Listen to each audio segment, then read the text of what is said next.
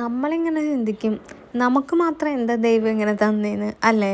അങ്ങനെ തന്നെയാണ് ഞാനും ചിന്തിച്ചത്. ആന്ധ്രേ ജനിച്ച് 10ാമത്തെ ദിവസം ഞങ്ങൾ എമർജൻസി ആയിട്ട് അവനെ ഹോസ്പിറ്റലിൽ കൊണ്ടുപോയപ്പോൾ കാര്യം എൻ്റെ വയറ്റിലുണ്ടായിരുന്നപ്പോൾ തന്നെ എനിക്കറിയാമായിരുന്നു ആന്ധ്രയ്ക്ക് ഈ പ്രശ്നം ഉണ്ടായിരുന്നു എന്നുള്ളത്.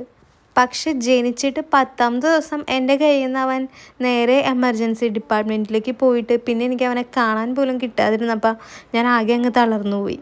ഒരാഴ്ച എടുത്ത് ഞാനത് ഉൾക്കൊള്ളാൻ വേണ്ടിയിട്ട്. ഞാൻ എൻ്റെ ലൈഫിൽ പല സിറ്റുവേഷനിൽ കൂടെ ഞാൻ കടന്നു വന്നിരിക്കുന്ന ആളാണ്. പക്ഷേ ഈ ഒരു സിറ്റുവേഷൻ എനിക്ക് ഉൾക്കൊള്ളാൻ ഭയങ്കര പ്രയാസം തന്നെയായിരുന്നു. ഞാനെന്നല്ല, എല്ലാ അമ്മമാരും അങ്ങനെ തന്നെയായിരിക്കും. ഈ ഒരു സിറ്റുവേഷനിൽ എന്നെ ഹെൽപ്പ് ചെയ്യാനായിട്ട് എൻ്റെ ഫ്രണ്ട്സായിട്ടും ഫാമിലിയിലായിട്ടും എല്ലാവരും ഉണ്ടായിരുന്നു.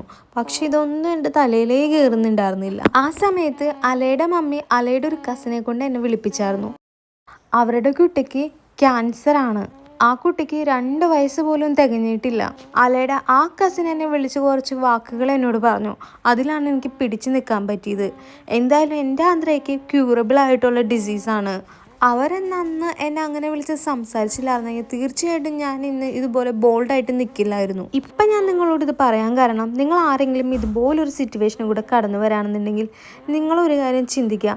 നമ്മളെക്കാളും വളരെ മോശമായുള്ള സിറ്റുവേഷനിൽ കൂടെ കടന്നു വരുന്ന ഇഷ്ടംമാതിരി പിള്ളേരും ഇഷ്ടംമാതിരി ആളുകളും ഉണ്ട്. അപ്പം എപ്പോഴും പോസിറ്റീവായിട്ടിരിക്കുക.